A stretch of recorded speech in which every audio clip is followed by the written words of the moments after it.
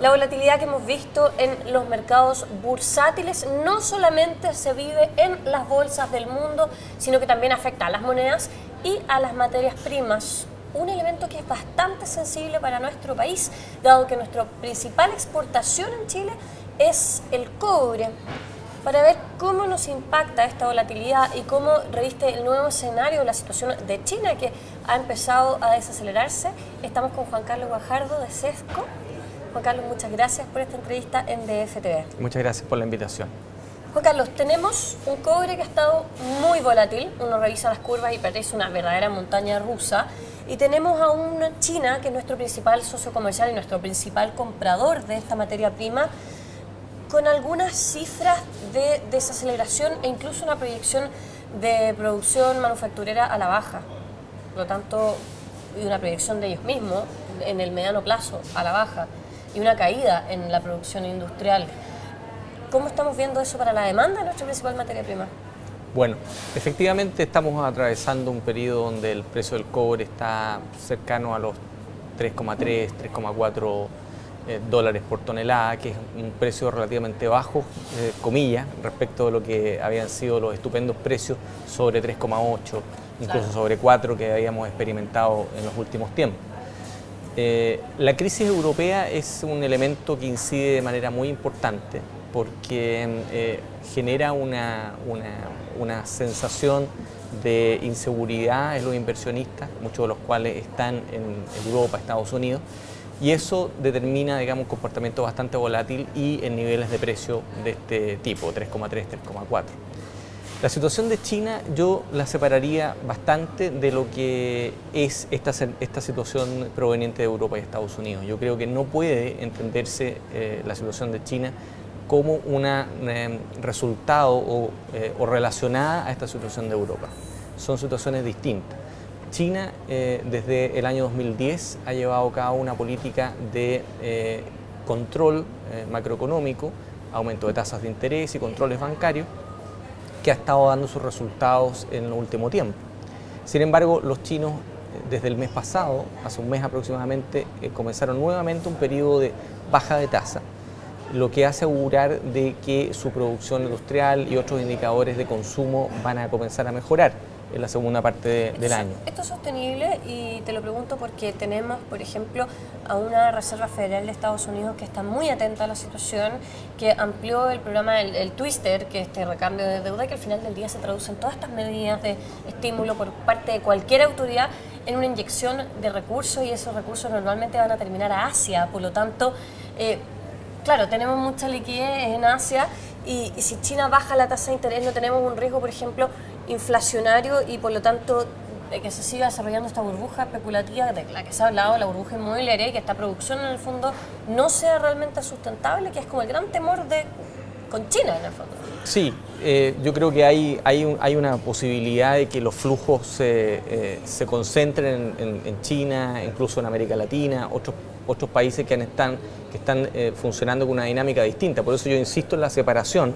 Tú me estás comprobando, digamos, el argumento que te daba, de que hay una doble dinámica en estos sí, pero me refiero países. A que no sea real, que no sea sustentable esto de construcción en China y de demanda, Sí. Una demanda china sustentable de cobre. Pero precisamente por eso yo creo que hay que valorar lo que ha hecho China, porque no se hace ese análisis habitualmente. Los chinos han tenido por más de un año una política de aumento de tasas y tasas más altas respecto de lo que llevaban en los años post-crisis en Estados Unidos.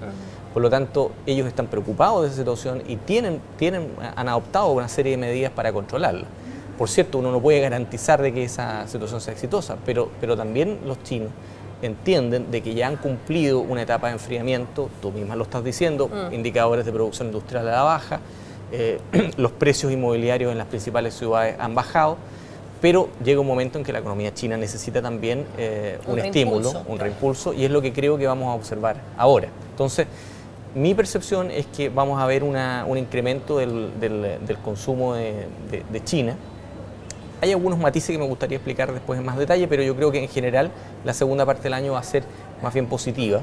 siempre y cuando no haya una hecatombe en Europa. Pues si hay una hecatombe en Europa, bueno, estamos hablando de algo similar a lo que ocurrió en Estados Unidos en el 2008, y eso obviamente que plantea un escenario de crisis total. Al parecer, Europa, por sus equilibrios políticos, va a ser capaz de administrar su crisis.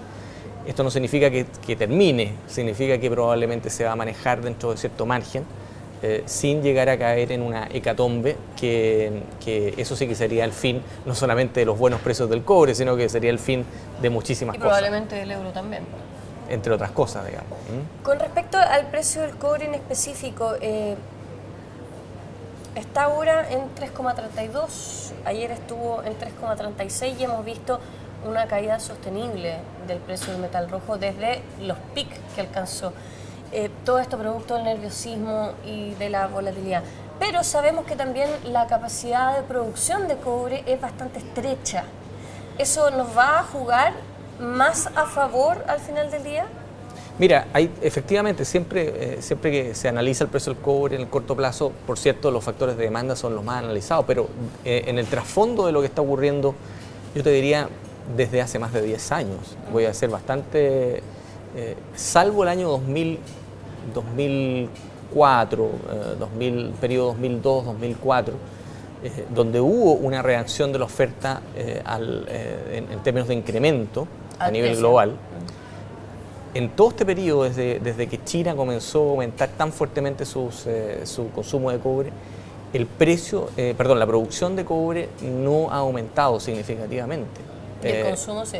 Y el consumo sigue aumentando. Por lo tanto, si hablamos de precio, que es el reflejo del equilibrio de oferta y demanda, nos encontramos efectivamente con una situación de demanda que es como la que hemos descrito, pero con una oferta que no reacciona y que no tiene visos de reacción.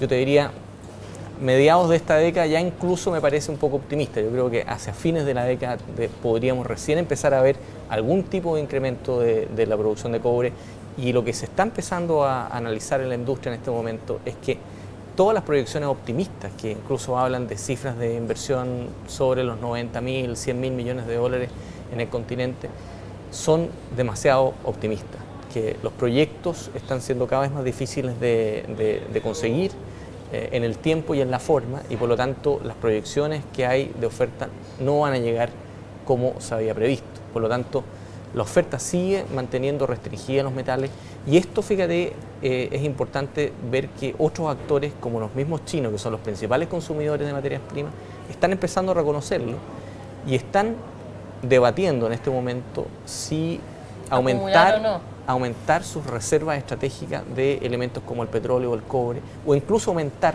a otros metales que no habían considerado hasta ahora, como por ejemplo el molibdeno, que es un producto de exportación importante de Chile.